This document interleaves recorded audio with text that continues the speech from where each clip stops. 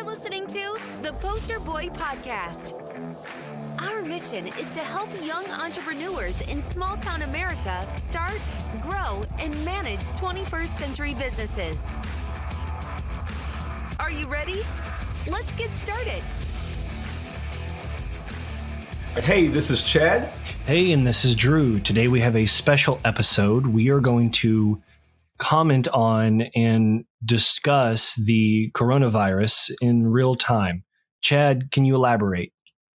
Yeah, so I think we should start out with a quote, but I think it's only fair to start out by using a quote from Tom Hanks, who is currently recovering from the coronavirus in Australia.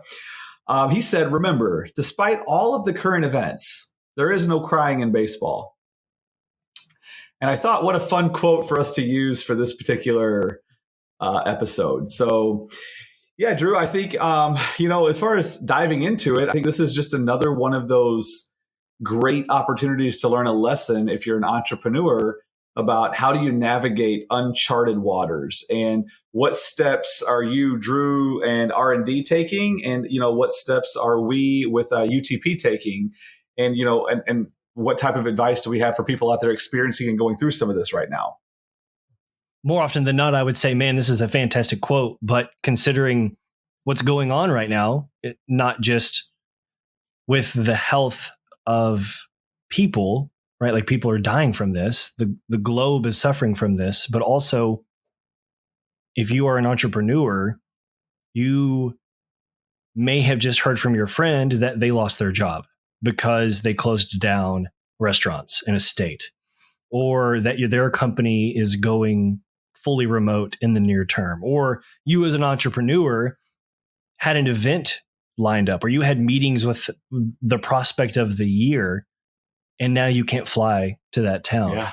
So this is a very serious topic, and the anecdotes that we'll share today are in real time as we started this podcast. What are we doing at my company today?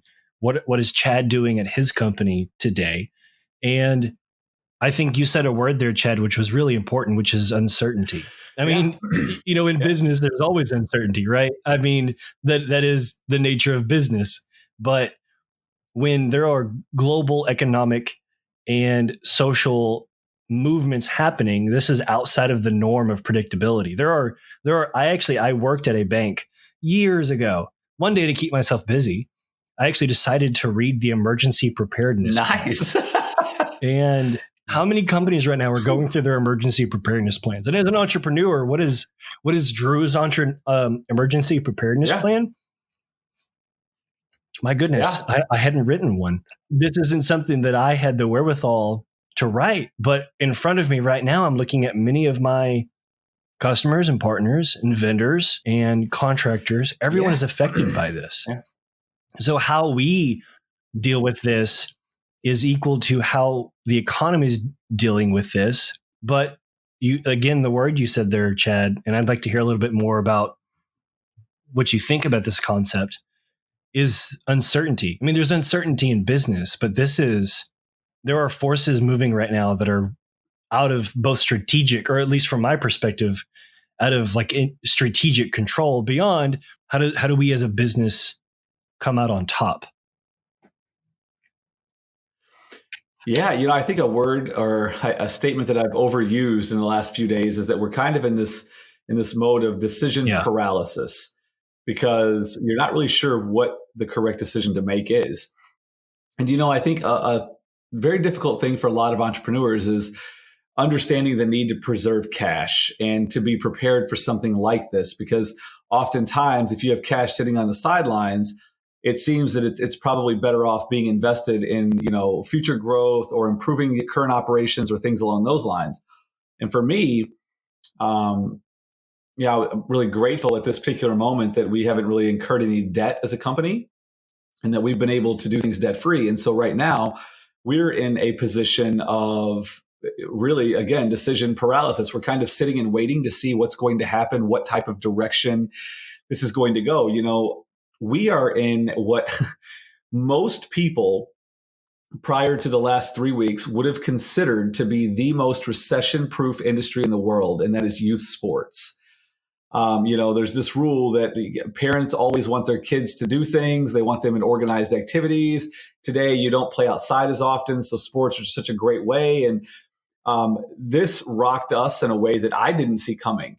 And at first, when it first started happening, I was like, oh, this could potentially be a great opportunity to make money in a lot of areas, right? Specifically like the stock market, there's this just crash, but then it's like one of those where you should probably sit and wait and see kind of how this all plays out. And then sure enough, the media really grabbed a hold of it and it exploded. And then you started getting a relatively high reported death rate.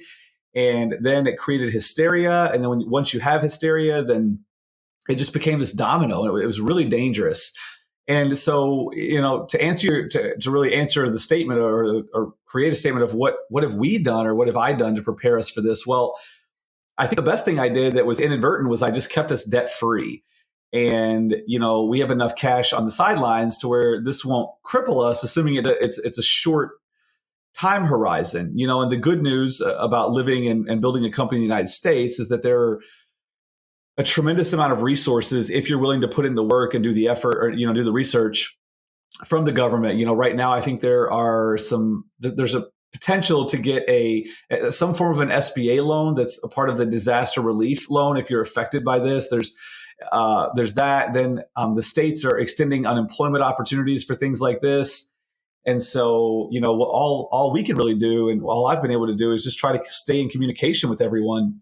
Let them know that, not only am I mindful and aware, I also let everyone know that if they needed money in the short term until we could get unemployment going or until whatever, to please reach out to me personally. And I would have no problem helping them out and doing the best that I could. But really, that's really all you can do. I think right now there's this fear factor of it's not about the current climate. Okay, we will survive that, whether it's a couple of months or whatever. But then it's how will things play out in the next 3 to 6 months? And that landscape, I think, is the thing that I'm probably the most concerned about because I hope I'm wrong, but I think there are a lot of people right now that are very vulnerable and they didn't realize just how vulnerable they were until something like this happened. And all of a sudden they have no money. And that's when I get worried about how the mass population, how they respond if they don't have money to feed their kids. And so, maybe moving forward, I don't know, Drew, and I'd like your opinion on this, but I think moving forward, You're going to see a lot of people that remember because this moment in time is going to be very fresh for them at how vulnerable they are. And it might cause them to change their spending habits, which, people spending money is what makes this economy what it is.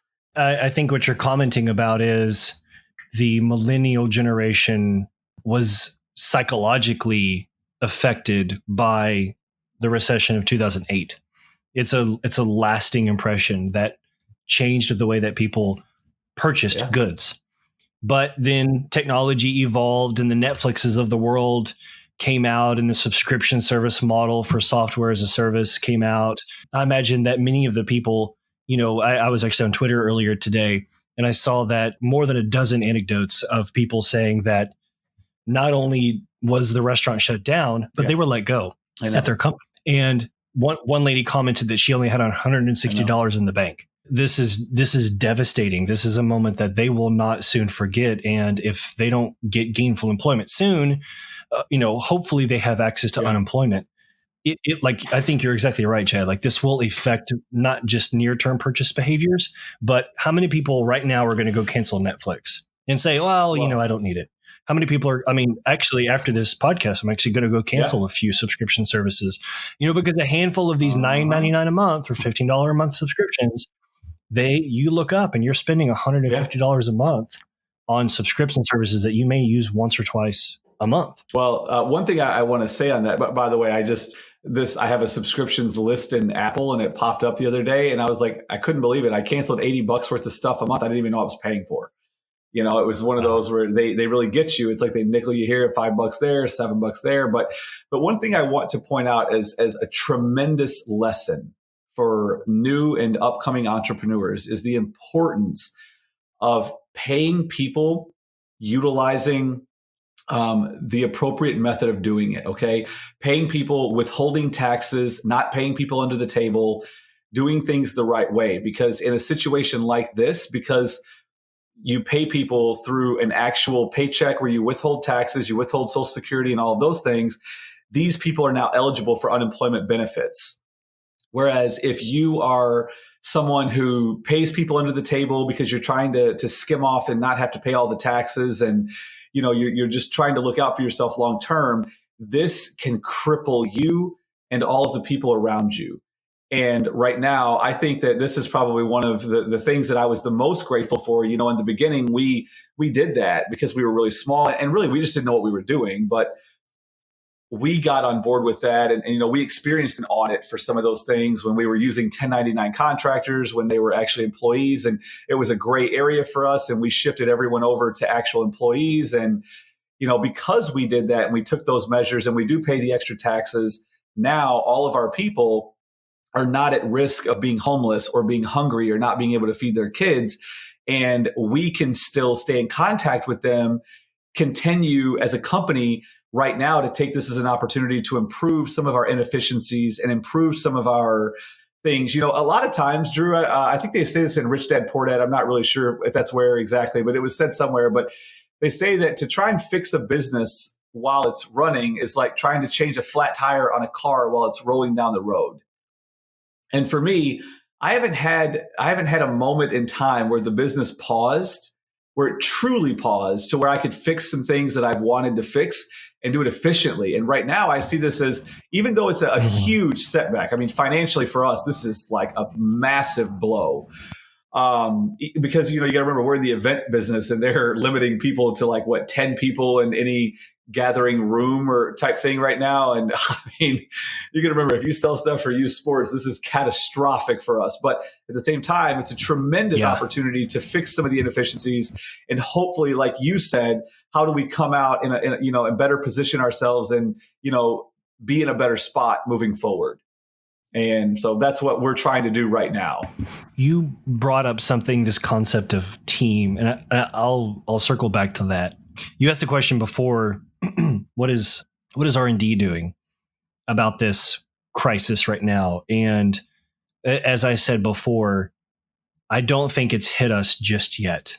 If it will get bad, I don't think it's hit us just yet, because I've spoken to no less than 2 other agencies that offer similar services that we do, but they're at a different scale than us. Open Table put out a Excel document of real-time feeds of year-over-year food purchases. In the last 2 days, they are down 41% across many states and sectors for people eating out and dining out. And so this advertising agency are asking them to pause marketing spend. Our agency, because at this moment we're more project-based, and these project scopes were for smart businesses budgeted in advance. So they knew that if we're sending them an estimate or a cost, and they're prepared for it. What this will mean for us, though, is that we're probably going to have a difficult time over the next 3 months signing new projects with new customers. So we're basically going to work our current book of business until it's over with, and then we're going to have to repivot from there. Really, the long and the short of it is it's probably going to suck a lot in about 2 to 3 months. And I think the point you brought up, Chad, before, something smart you did was not going into debt. Our business is also not in debt. We've got good cash flow and good reserves at this moment. So I think we're comfortable and safe for the next 6 to 9 months. But God forbid this is still here 9 months from now. I don't know what's gonna happen. Here's the reality. Yeah, I was about to say, here's the reality that I've accepted. If things are this bad 6, 9, 12 months from now, I mean, I have a feeling it's not really going to matter. We can weather the storm in the short term, and that is, we are in a tremendously better position than the majority of people. And in all honesty, the majority of companies, because a lot of them still aren't in a position to weather things, and like you said about some people in restaurants are being let go. And these are the realities of being employed. You go in to uncertainty. Okay. I mean, at the end of the day, when someone runs a company, the last person to go is them. And whereas if you have a job, you are not the last person to go, no matter what you think. And I think that's important. This past weekend, I learned something really interesting that I think is just worth sharing. So I attended a conference from through a company called Rule One Investing, and it's by a guy named Phil Town. And so something that I'm really fascinated with is how some of these bigger guys invest their money. Okay. And probably not the reason that most people think. It's not so much about making investments for me. It's more so about learning how to build my company, because I like to know what these guys are looking for. And I'm talking about investors that are like Phil Town, Warren Buffett, some of these guys that their goal is to buy a company and hold it forever. Okay. Buy great companies at good prices. And so the question I always want to know is, what do they define as a good company? What are the parameters that they're looking for? What are the profit margins? What are the cash flows? What are the debt loads? What's the debt to income ratio type things? What are they looking for? And then I try to take notes of all of these things. And then this is how I try to build out the company, by being smart and looking at what these guys are looking for. Because I think for me personally, if they consider something a great company based on these parameters, if we can scale up and achieve these things, it also puts us in a great position and makes us a great company to, potentially one day down the road be acquired or other things. I want to finish up on what I was saying. And so basically what I learned from him, which I thought was really interesting and disturbing. Okay. One of the things that he really focuses on when he's looking at a company is the management. And he cares a lot about these guys and what their track record is. And it was hard for me to understand exactly why in the beginning. And then he was explaining about the scenario specifically with the COVID-19 virus here, that a lot of companies that have taken on debt, what they will do in an opportunity like this is they will quickly file for Chapter 11 and say, hey, it's not me, it's the COVID-19, it's hitting everyone. And it really allows them to clean up a company and do it in a way that I consider to be highly unethical. And so he said that, public companies do this, and that they'll Chapter 11 and the stock goes to zero and all shareholders lose their money. And then sure enough, a year later, they're back on the market and they're debt free. And that to me is extremely disturbing, number one. And so I think it's just another one of the reasons why I do not carry debt, because I could not imagine doing that. Just, hey, okay, I can't pay it. Great opportunity to get out from under it. Have a good day. It just doesn't seem right. No, it doesn't seem right. Oh, by the way, the airlines just asked for a $50 to $60 billion bailout. What that must be like. Think of the debt that an airline has. Yeah. You want to know the two best positioned airlines in the United States, just so you know, for a side note, are Southwest Airlines. Their debt to income ratio is 0.34 of 1 year, which is outstanding. And then Delta's is roughly 3 years of their annual revenue. So both companies, tremendously great companies and in great positions as far as debt goes. But again, these guys are getting annihilated. I mean, yesterday in the Atlanta airport, which is the busiest airport in the world, okay, a plane enters and leaves every 8 seconds. You literally got out, walk in, and boom, walk straight through security, straight to a gate in 4 minutes. You never do that. It's like being in O'Hare, and doing that. It's just unreal. It's scary almost, Well, let me ask you, Chad, a question I promised I'd ask. And I think I heard you mention this earlier. Chad and his business, smart decision, not in a lot of debt. Right now, these restaurants, these businesses, if you're an entrepreneur right now and say you've got 2 to 3 employees, maybe even new hires, you brought them on this year. How does team communication, how does engaging with your employees, how does that benefit you in the long run if you do it the right way versus doing it the wrong way? Because you described the wrong way to clear debt, which is to file for Chapter 11, fire everyone, start over. What, from your perspective, what is the right way to manage a team in this time? Well, I think, and I remember this is all my personal opinion, but I personally think that in times of chaos, people need a few things. They need consistency. they need reassurance that they're going to be okay, and they need a plan. And right now, the only thing that we really don't have is a plan per se, other than we have a plan of making sure that they have all the resources they need. And we're helping with the research to make sure that they're okay and can get things. And then we're there if they need it in the short term.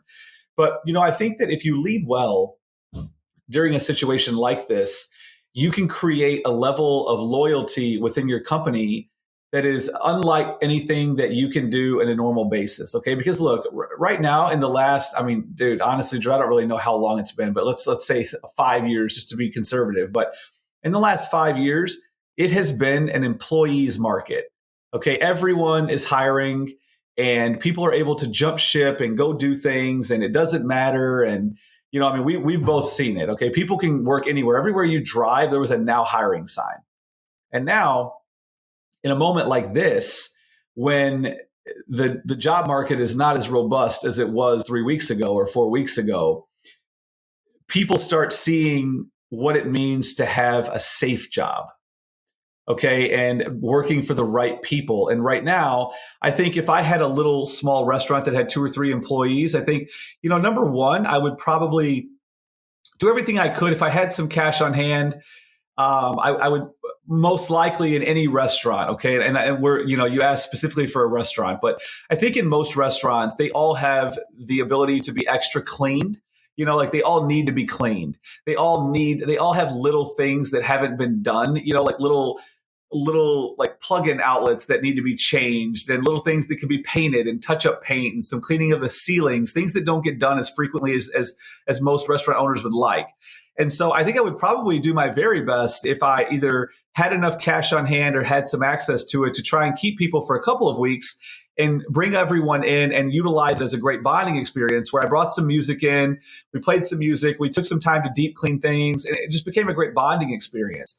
And, that overall can improve morale. And I think if you were to do something along those lines, it would probably create not only higher morale, but you would create some loyalty amongst your people. And then, hopefully the money that you do pay for those couple weeks could be offset by the amount of money it costs you to hire and train new people if you lose those people. So, it's also another opportunity, especially if you're a small restaurant. The thing about small businesses that are so powerful is that they have a story. And they have a story that's very close. And if you have an opportunity to work, if you're someone working for a company and you have an opportunity to work with the owner, they generally have pretty interesting stories as to how they got here. And it usually involves some form of hardship and some form of lots of trial and errors. And those are fun things to learn when you have uninterrupted time. And, also from my standpoint, when people help out in that scenario, I have more loyalty to those people. If they're willing to say, hey, Chad, I have done the research and, I had someone today reach out to me and she's outstanding. She's in Phoenix and Arizona. And she said, I've done some research and now they're offering the unemployment benefits in Phoenix right now. And I just want you to know I'm going to get on it. And I am here if you need anything, and when you hear that from the other side, it's a great feeling also because you realize that we are all in this together. And this is more of a societal thing. I think everyone's going to have to come together to overcome this. So I don't know if that answers your question, Drew. I probably danced around it a little bit, but hopefully that it does. No, I just to reiterate, consistency, assurance, and having a plan is important. The economics of being a good owner, manager, doing what you can, right? Like obviously if there's a business that has no cash and they can't help it, then what else can they do? Really, it's, for as much as maybe each of our families are every man for themselves, whenever you have a company or a team and you really come together, it makes you stronger. I think there's something else here. If we think about the quote from Tom Hanks, the no crying in baseball, there's chaos, there's panicking, and then there's being level-headed. I think probably the worst thing in the world to do is to panic right now, particularly if you're in a business. Well, But to keep that cool level head, I guess what I'm trying to ask you, Chad, or trying to suggest is this is the reality that maybe none of us expected, but it is a reality. Like if we look back at recessions in the past, I'm casually throwing that word around. Yeah. Perhaps there won't be a recession, but we've seen dips in the economy in the past. We've seen maybe disruptions in society. Someone commented earlier, this is one of the first times that the entire economy is just stopping. Right. So maybe this is unprecedented, but if you've been in business long enough, you perhaps recall the .com bust and the recession of '08 and the stock market crises of the 70s and the 80s and the gas shortages. So this isn't something that's never happened before. Businesses have survived since then. And I think the no crying in baseball I take that as this is just a part of business. Chad, you told me a quote a couple of weeks ago when I had called you and you said, it's just a part of business. And you want to think it's not a part of business, but it is, right? It's just a thought. I think what I take from the quote more than anything is there's no crying in baseball. I think you have to ask yourself, are the actions that you're taking or the things that you're doing, are they making it better? Okay. And so like if you're crying in baseball does not change the score, does not change whether you struck out or whether you hit a home run or whether you get a single. It doesn't do anything. It doesn't change the call. It doesn't fix things. Okay. And neither does panicking. I don't know who said this, and it's a quote you could probably look up, but it says like worrying is like a rocking chair. It'll give you something to do, but it won't get you anywhere. And I think for me right now in this particular moment, I've had a lot of calls from a lot of people because people understand that my exposure to this particular type of, as they're calling it a pandemic, my exposure was a lot greater than I even realized. And I've had a lot of people reaching out to me, just kind of seeing where I'm at. And they kind of want my insight into, the youth sports world and what I'm seeing and what I'm hearing from different people. And, at the end of the day, like I tell them all, like, listen, panicking, if it worked, I would do it.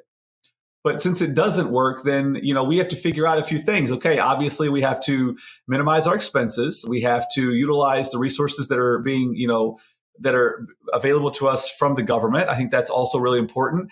And then you have to be mindful that people are human.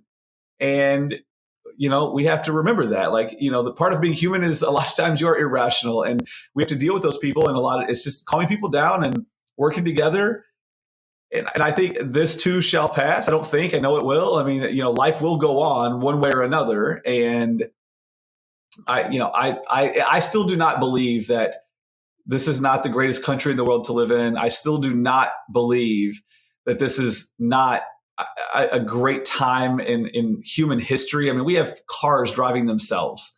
We have everything you can imagine right now. And I mean, look, we'll have some form of a vaccine for this. And most likely, my prediction, again, I have no medical background at all. I'm a hypochondriac as it is.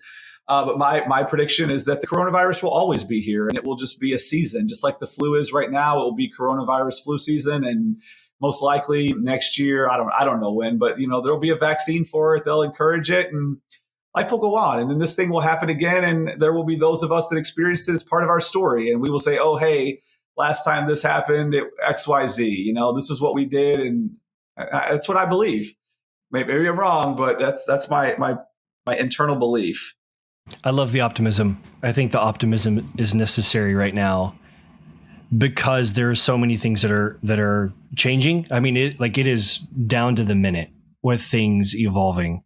And Chad, about the number, like the workforce being driven by small businesses, like the workforce is made up predominantly of small businesses your size and my size. One of the things I'm telling people, and I'm trying to be intentional about it, is just going to the coffee shop to make sure that I pick up that latte within reason, right? Like obviously this is a time to buckle down.